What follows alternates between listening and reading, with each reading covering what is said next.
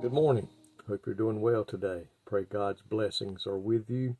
You're looking forward to another great day in the Lord, and that we have a chance today to worship Him and to serve Him and to share Him with everyone we meet. And I know you may get sometimes tired of hearing me saying that, but folks, it is so important that we as children of God share the love of Jesus with every person we meet, the joy that can be found in serving the Lord.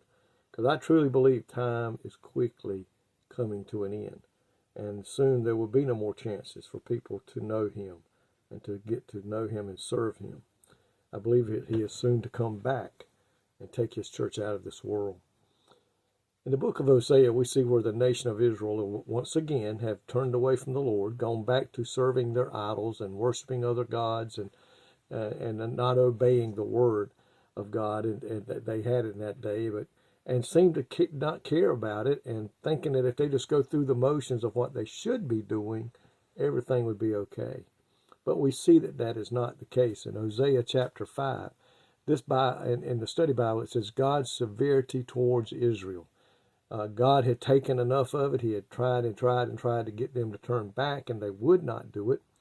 And so in chapter 5, we see verse 6, and it says, "They shall go with their flocks and with their herds to seek the Lord." They're going to do their sacrifices to seek the Lord, but they shall not find Him. He hath withdrawn Himself from them. And it says here, the Israelites were coming with their flocks and with their herds to offer this, to seek the Lord, but He had withdrawn Himself from them because of their deeds were evil.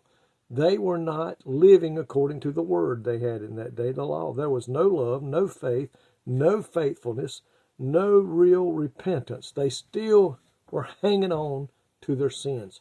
Oh, they said they will ask for forgiveness, but there was no broken heart. There was no sorrowfulness of what they had been doing.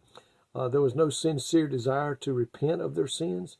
It was just enough to appease their mind and in their spirit. And sometimes when people seek help from the Lord, they will not find it if they are harboring sin in their life. They were maintaining their relationship to the world, and we cannot do that. And throughout the Bible, and especially in the New Testament, God talks to His people about how they have got to come out from among the world and not be like them. And I'm going to share a few other verses with you. In James chapter 4, the last part of that verse says, "Whosoever, therefore, will be a friend of the world is the enemy of God." You see right there, the Bible says we clearly cannot be a friend of the world, because if we are an enemy to God. Then over in 1 John chapter 2, verse 15, it says, "Love not the world, neither the things that are in the world. If any man love the world, the love of the Father is not in him." You cannot hang on to both of them. You cannot serve both of them. He said, if you love the world, the love of the Father, the love of God is not in you. And He says we're to not love the things of this world. Now, we're to love the people, the sinners, and pray for their deliverance and for the chance for them to be saved. But we don't love the sin that they're participating in. And that here showed us back in Hosea that the Lord had had enough. He had drawn Himself away, and they could not find Him because He had basically backed off from them. Folks, there's a lot of people today out here playing church. There's a lot of people out here today going through the motions. Folks, it's time to be serious with God. It's time to be sincere with God. Sinner friend, you must have a broken, contrite heart and be sorrowful for the sins that you committed. We're all guilty of sin. We all were born into sin.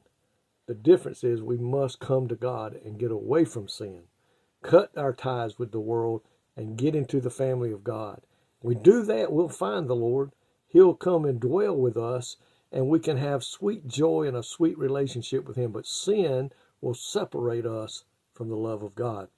And I pray today, if you don't know Him, that you will surrender to Him. Lord, thank you today that even though we're guilty sometimes of sin, God, there's times that we do things we shouldn't.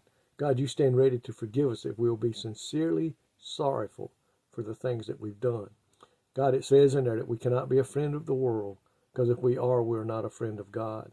Lord, pray today that you'll help all your believers hold on to you and shun the things of this world, and cause those that are still caught up in the wiles of the devil, they're still caught up and being tempted to stay away from you, that they'll cut those ties with the enemy and come to you and ask for forgiveness. God, we know if they come to you in sincerity, you will receive them. God, we pray today that you'll help our lives to be a witness and a testimony of your love, your mercy, and your salvation. In Jesus' name I pray. Amen. May God richly bless you today, is my prayer.